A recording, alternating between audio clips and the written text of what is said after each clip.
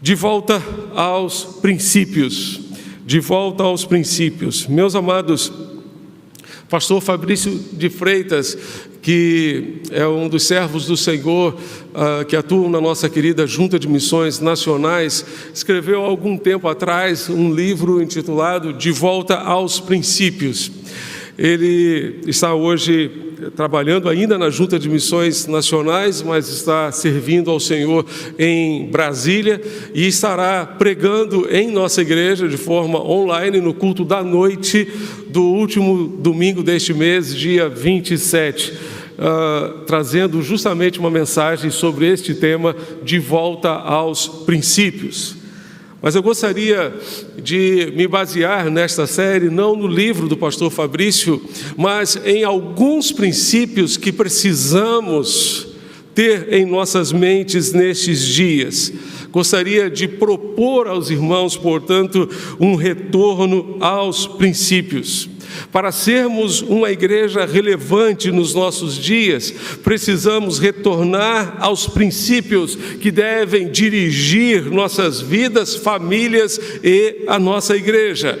Estamos preparando um planejamento estratégico que em breve esperamos ter a oportunidade de compartilhar com os irmãos. Entretanto, devo adiantar aos irmãos que não estamos propondo nada de novo, senão um simples retorno aos princípios da palavra de Deus. Com o passar dos anos, corremos o risco de esquecer de viver em função dos princípios e passarmos a viver em função de coisas, interesses nossos pessoais, que não tem nada a ver com Jesus, que não tem nada a ver com o reino de Jesus, que não tem nada a ver com o reino de Deus. Não podemos nos distanciar dos princípios de Jesus, dos princípios da palavra de Jesus, senão nós corremos o risco de viver uma vida, inclusive uma vida eclesiástica como igreja do Senhor, distanciados completamente daquilo que tem a ver com Jesus, daquilo que combina com Jesus, daquilo que tem a ver com o reino de Deus. O primeiro princípio desta série que gostaria de compartilhar com os irmãos é o amor. O amor, e esse amor que precisa ser expresso a Deus e ao nosso próximo. Por isso, abra sua Bíblia em Mateus 22, de 34 a 40. Mateus 22, de 34 a 40. Temos compartilhado já com os irmãos algumas mensagens sobre a grande comissão. Hoje e no próximo domingo estaremos compartilhando com os irmãos mensagens sobre os grandes mandamentos. Os grandes mandamentos. Diz assim a palavra do Senhor. Leremos neste momento Mateus 22, 34 a 40 e depois vamos recorrer ao Evangelho de Marcos para contar uma história ou compartilhar uma história com os irmãos que ilustrará muito bem a nossa reflexão desta manhã. Mas Mateus 22, de 34 a 40, nos diz que os fariseus, sabendo que Jesus havia silenciado os saduceus, reuniram-se em conselho. E um deles, intérprete da lei, querendo pôr Jesus à prova, perguntou-lhe: Mestre, qual é o grande mandamento da lei? Jesus respondeu: ame o Senhor, o seu Deus, de todo o seu coração, de toda a sua alma, de todo o seu entendimento. Este é o grande e primeiro mandamento. E o segundo, semelhante a este, é: ame o seu próximo como você ama a si mesmo. Destes dois mandamentos dependem toda a lei e os profetas. Guarde essa expressão fundamental no verso 40. Destes dois mandamentos dependem toda a lei e os profetas.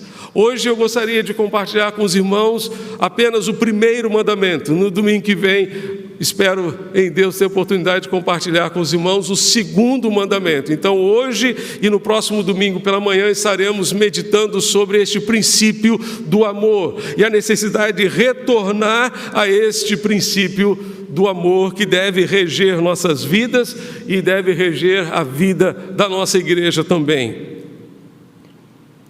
Ambos os mandamentos tratam de amar, tratam da necessidade de amar. E Jesus compartilhou esses dois grandes mandamentos a partir de uma pergunta que lhe fora feita por um intérprete da lei. O contexto é bem interessante. Se o irmão ou a irmã caminhar um pouquinho para trás do texto, encontrará Jesus conversando com os saduceus. Os saduceus também faziam parte do Sinédrio.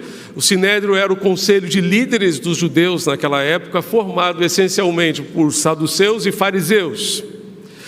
Os fariseus, nós muito bem os conhecemos porque eles aparecem muitas vezes nas narrativas dos evangelhos.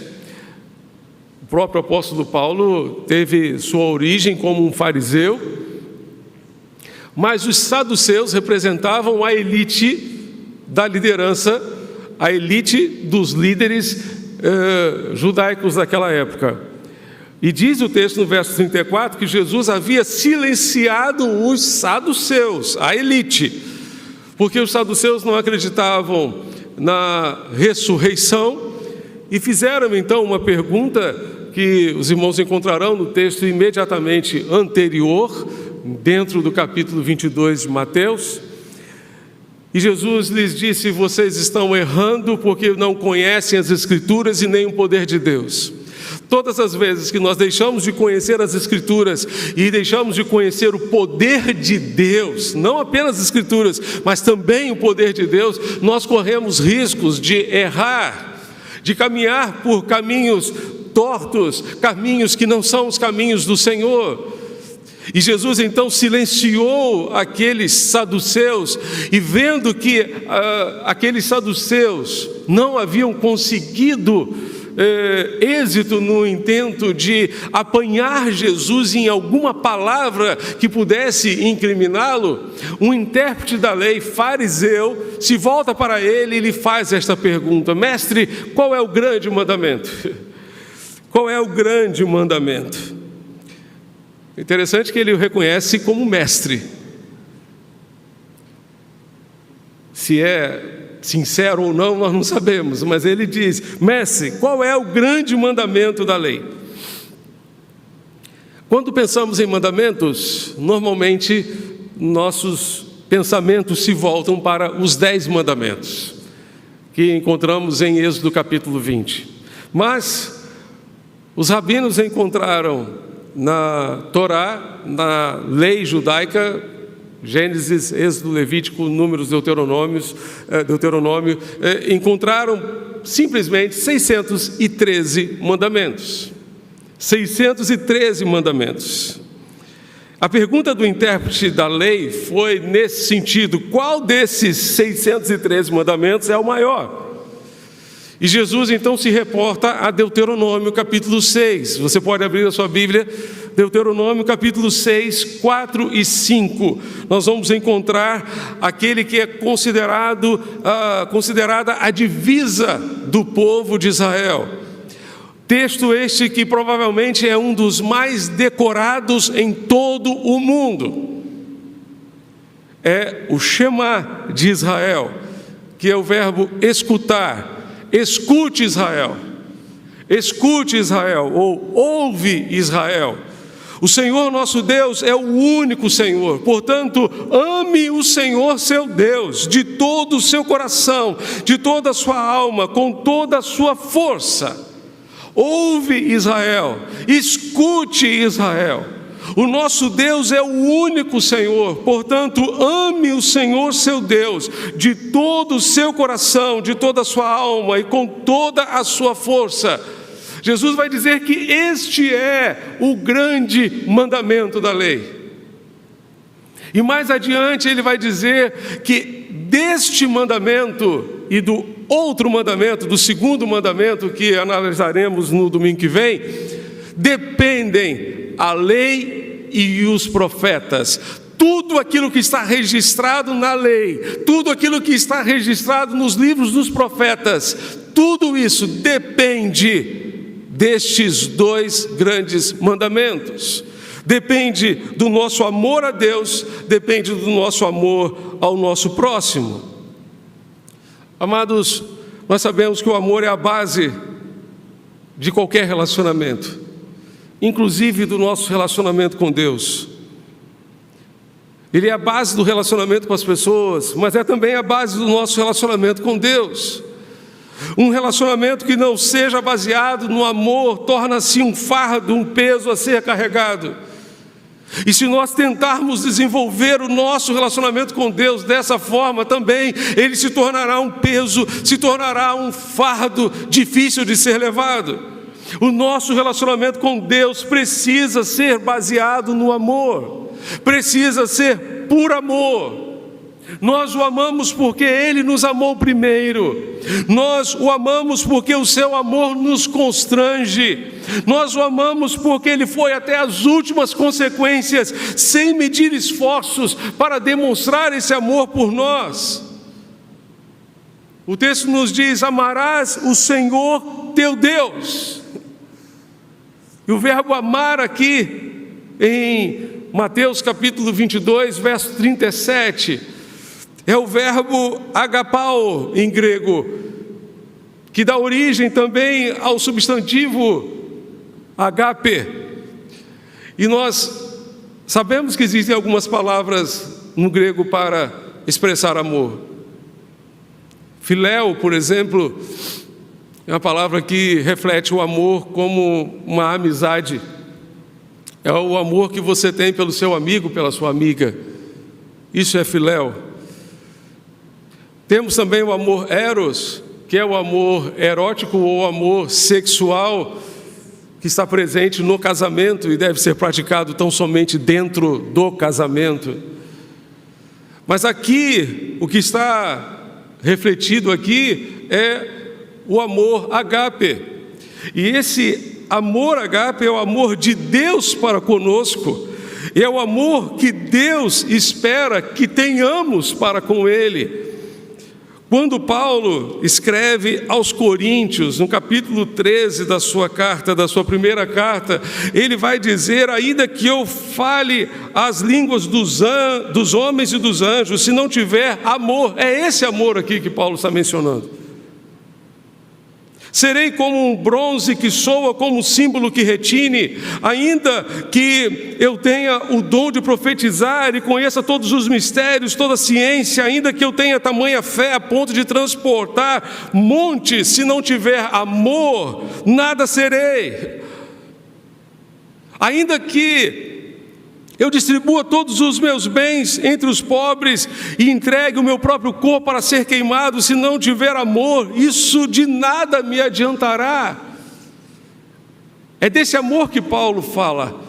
É a esse amor que Jesus se refere, que precisa reger a nossa vida. Esse amor está no nível mais alto, mais elevado. E quando Jesus vai dizer à igreja de Éfeso, lá em Apocalipse capítulo 2, vocês abandonaram o primeiro amor, está dizendo que eles caíram desse nível de amor para um nível mais baixo. Esse amor envolve compromisso. Esse amor envolve um relacionamento profundo com Deus. Um amor profundo e consistente é o que precisamos ter para que este amor fundamente o nosso relacionamento com Deus. De outra forma, o nosso relacionamento será muito frágil. Será como lemos anteriormente no nosso culto.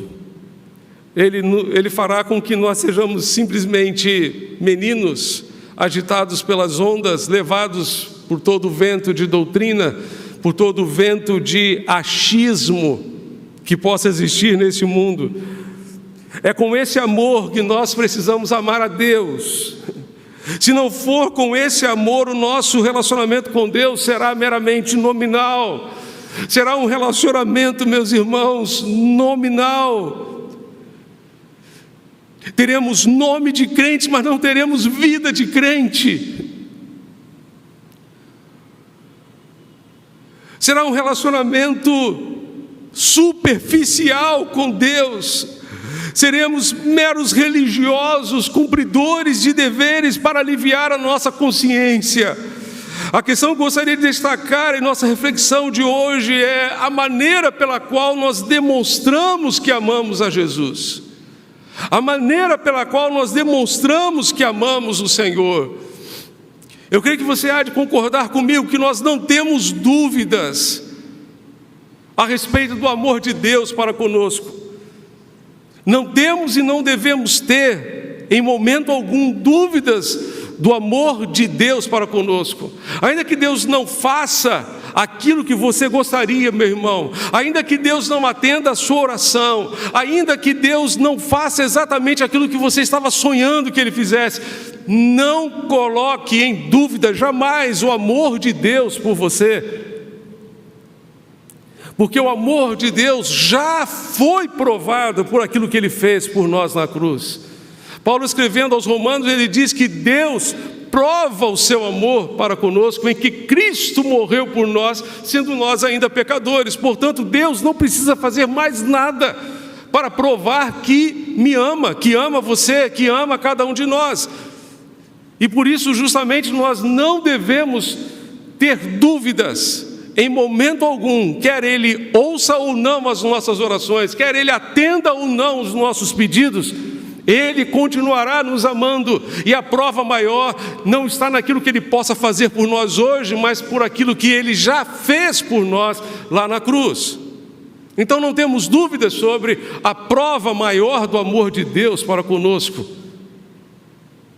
que foi Cristo Jesus ter morrido por nós, sendo nós ainda pecadores, não havendo em nós mérito algum, não havendo em nós merecimento algum. Ele morreu por nós, e essa é a maior prova do amor de Deus.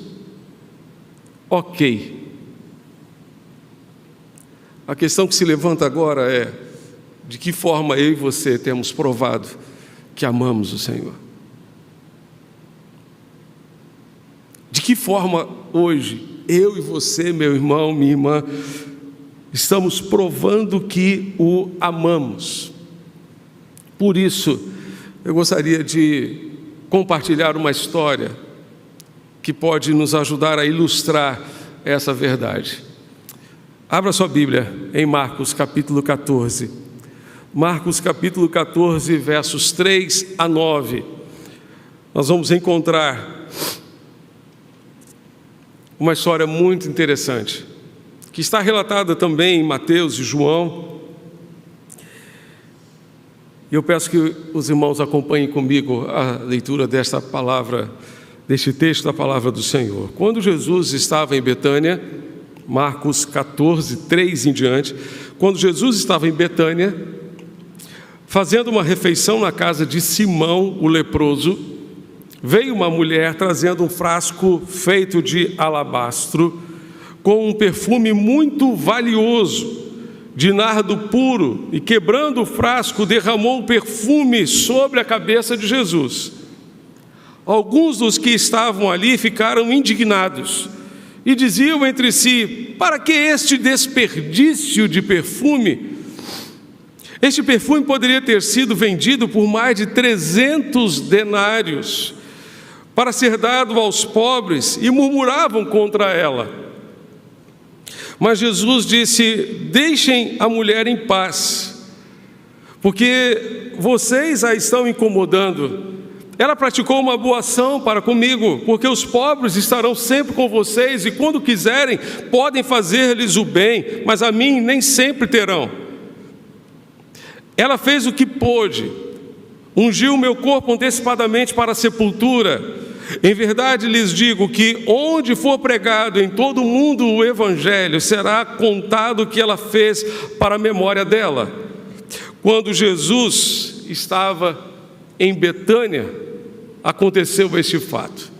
Estava na casa de um leproso chamado Simão. Obviamente o texto se refere a um ex-leproso, porque se Simão ainda fosse leproso, ninguém estaria com ele na sua casa.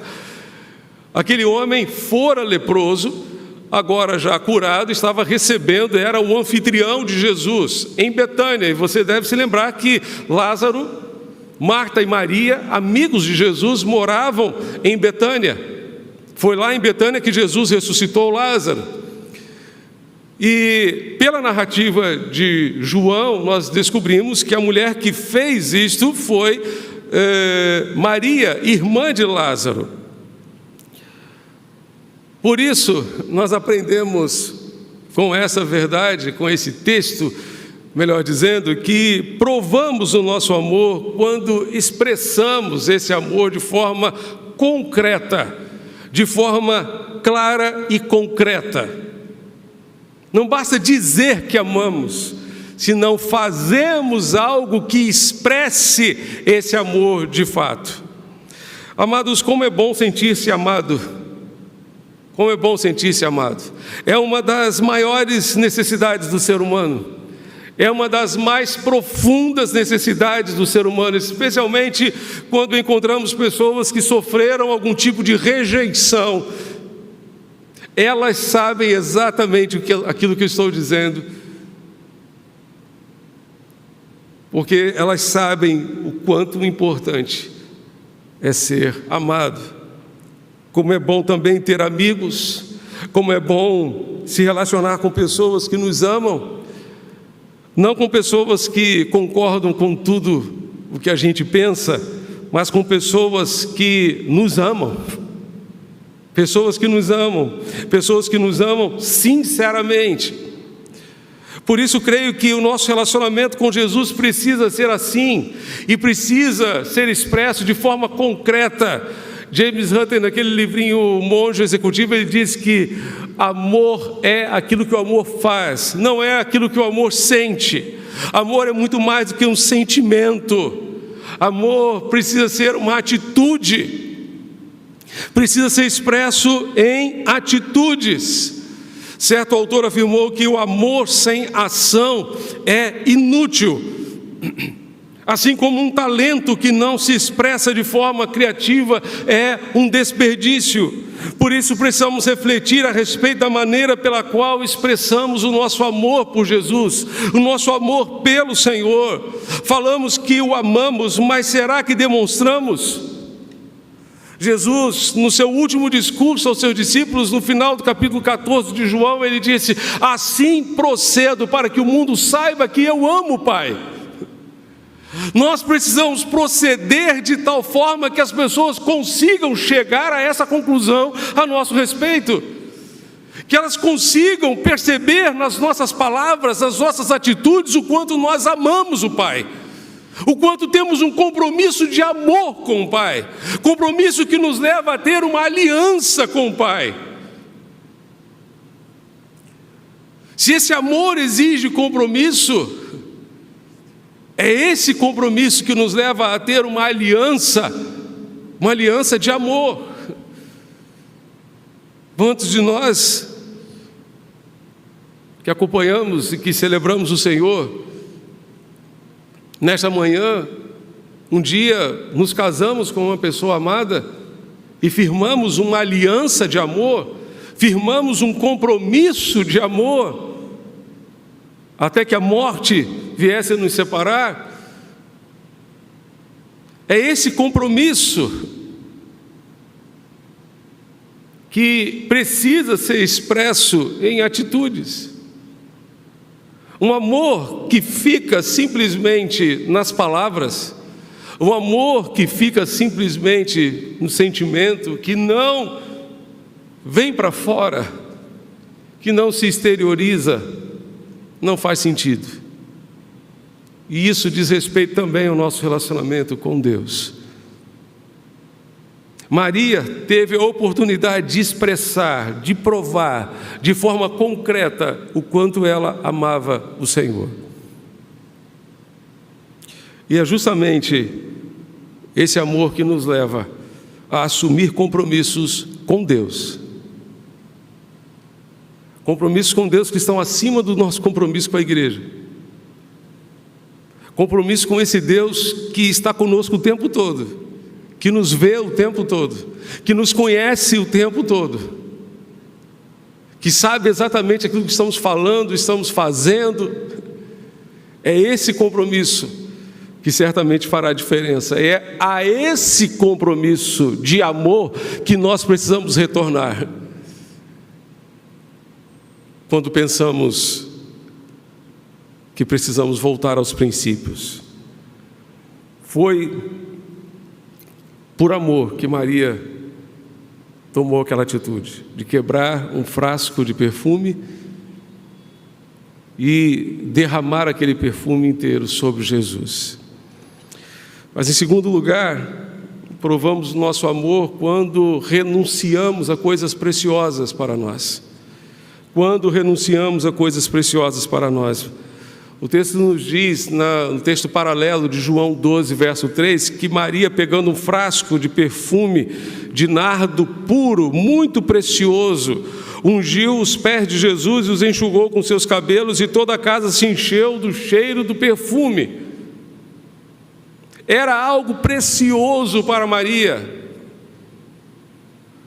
De acordo com a narrativa de Marcos, aqueles que estavam ali na casa de Simão, ex-leproso, disseram: nós poderíamos ter vendido esse perfume por 300 denários. Um denário era a diária de um trabalhador. 300 denários representava simplesmente a diária de 10 meses de trabalho. O fruto de 10 meses de trabalho, melhor dizendo. Todas as economias, todo o dinheiro levantado, apurado em 10 meses de trabalho, representava aquele perfume. E ela simplesmente derrama, sem hesitação, aquele perfume sobre Jesus. E mais, ainda quebra o vaso e derrama todo o conteúdo sobre a cabeça de Jesus. Todo o conteúdo. Maria não reteve nada. Ela não reteve alguma coisa dentro do vaso, dizendo: uma parte é para mim. Vou guardar uma recordação aqui daquilo que eu derramei sobre a cabeça de Jesus. Não, ela sem hesitação derrama tudo sobre Jesus. Às vezes a nossa dedicação a Jesus tem hesitação. Às vezes a nossa dedicação a Jesus é parcial, porque não temos coragem de quebrar o vaso e derramar tudo perante o Senhor. Maria não hesitou. Às vezes retemos aquelas coisas que são mais preciosas para nós e não derramamos diante do Senhor. O nardo genuíno era feito de folhas secas de uma planta rara do Himalaia. E o vaso específico usado por Maria, se fosse igual a outros usados naqueles dias para conter substâncias raras, era algo também muito precioso. Em geral, vasos como aquele podiam conter não menos do que uma libra romana, que era cerca de 350 gramas de perfume caríssimo.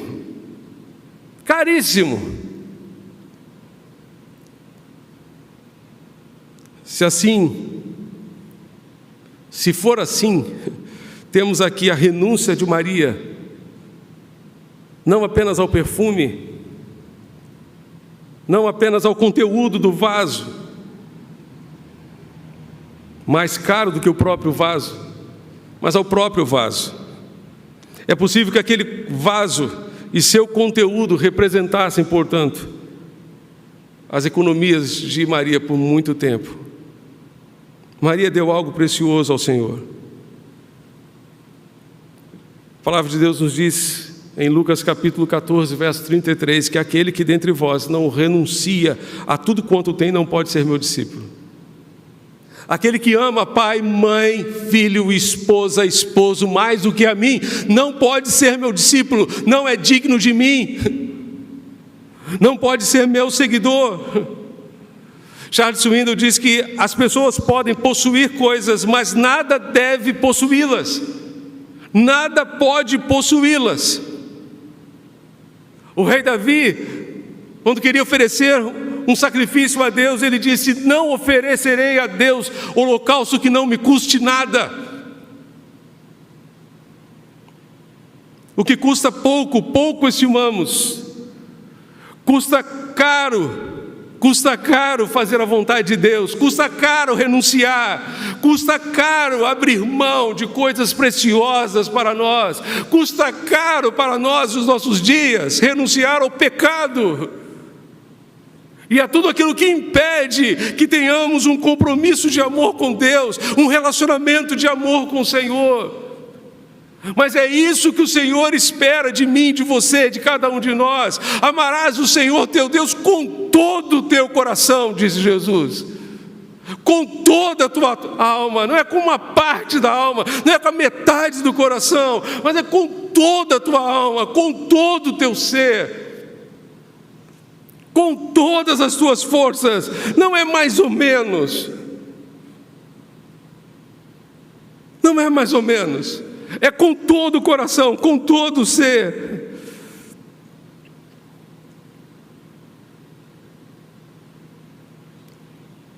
Swindoll ainda nos disse que há ocasiões quando dádivas extravagantes não só são apropriadas, mas essenciais.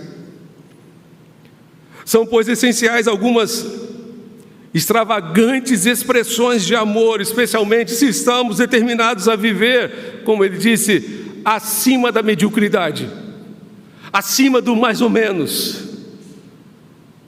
Se nós queremos viver acima da mediocridade, nós precisamos extravasar o nosso amor pelo Senhor, ir muito além de onde estamos hoje, e desenvolver um relacionamento firmado, não simplesmente num nome escrito no hall de membros de uma igreja, mas firmado no livro da vida, firmado num relacionamento de amor. De outra forma, o nosso relacionamento com Deus será um relacionamento meramente interesseiro. Nós buscamos por aquilo que podemos obter dEle, buscamos por conta daquilo que podemos receber dEle. Você não gostaria de ter relacionamento com ninguém dessa forma. Você não gostaria que ninguém procurasse você dessa maneira. Nem eu. Mas nós buscamos a Deus porque o amamos.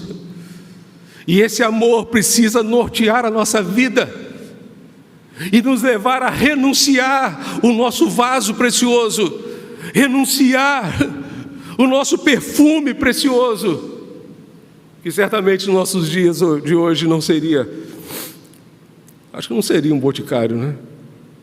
Seria um Chanel. Seria um Chanel.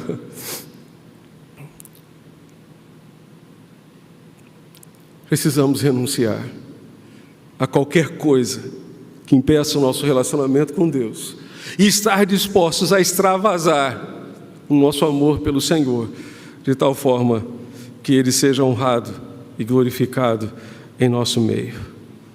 Você está disposto a isso? Eu gostaria de encorajar você a quebrar o vaso,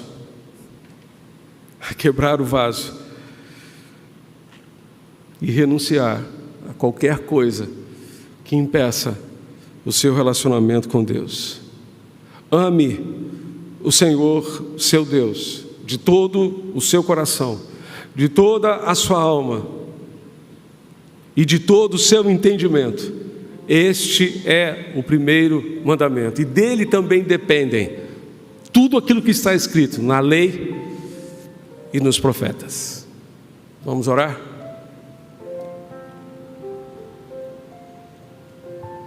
Feche seus olhos. Volte seus pensamentos para Deus.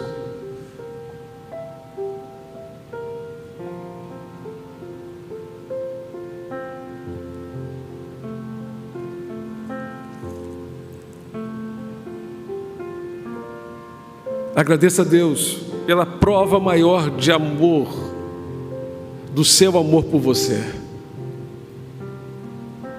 que foi justamente Cristo Jesus ali na cruz.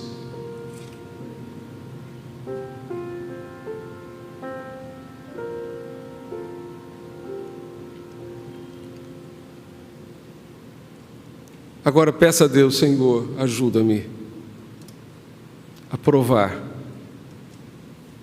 diante deste mundo,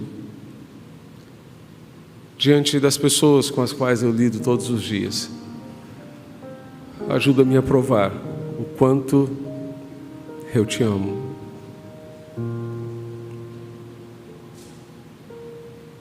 Por amor a ti, ajuda-me a renunciar.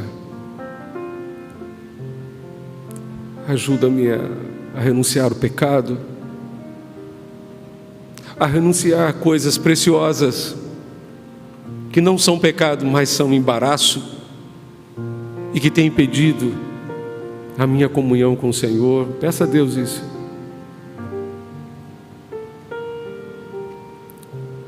Peça ao Senhor. Em nome de Jesus.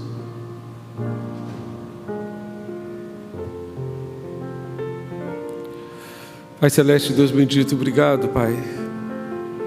Obrigado, Senhor.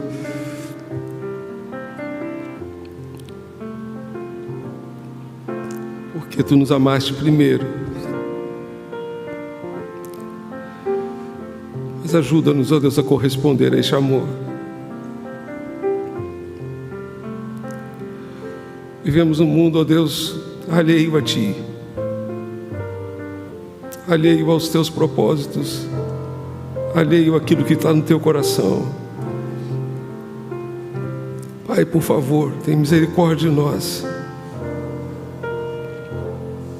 Ajuda-nos, Senhor, a expressar por palavras, obras, ações, relacionamentos,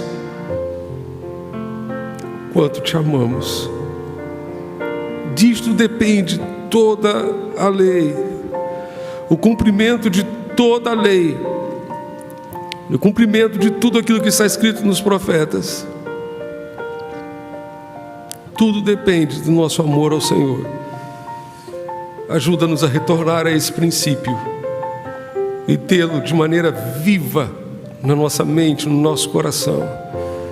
E que Ele norteie as nossas ações, que Ele norteie as nossas atitudes. Faz, ó Deus, uma grande obra em nós, em nosso meio, nesta manhã, em nome de Jesus. Amém.